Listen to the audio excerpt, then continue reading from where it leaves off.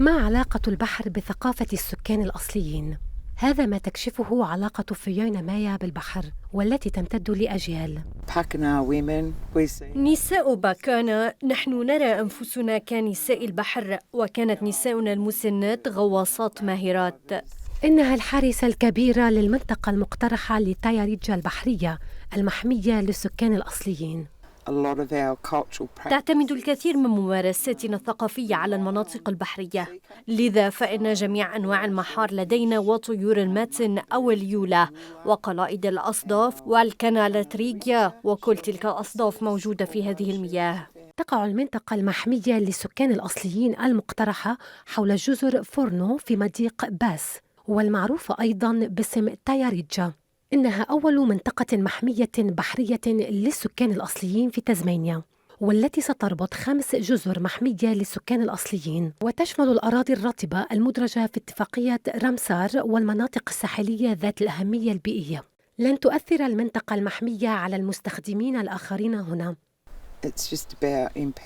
الأمر فقط يتعلق بتمكين مجتمعنا من رعاية بلدنا، وبالنسبة لنا لا يوجد فاصل بين البر والبحر، مما يزيد من أهميتها. يجري حالياً وضع خطة إدارة للمنطقة، وهي تسهم في تعزيز التعاون بين مركز تازمانيا الأصلي وجامعة تازمانيا وجامعة ديكن. هدفنا الأساسي هو رسم خريطة لأحواض الأعشاب البحرية حول مجموعة فورنو، لأنها كبيرة وممتدة، ويعتقد أنها الأكبر في جنوب أستراليا، ولكن لم ترسم خرائطها على نطاق واسع قبل ذلك.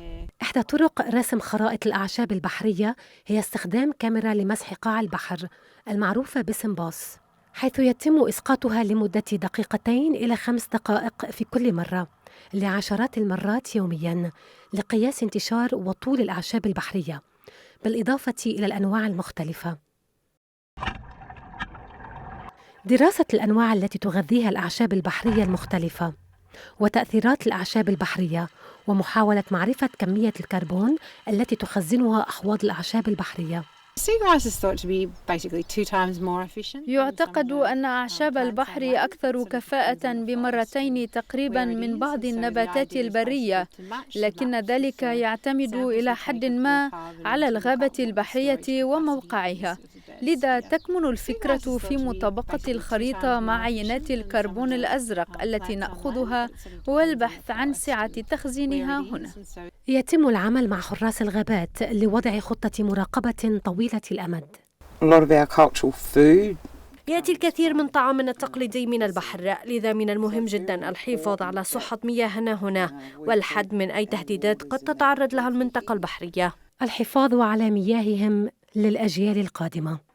بتول يزبك، SBS عربي.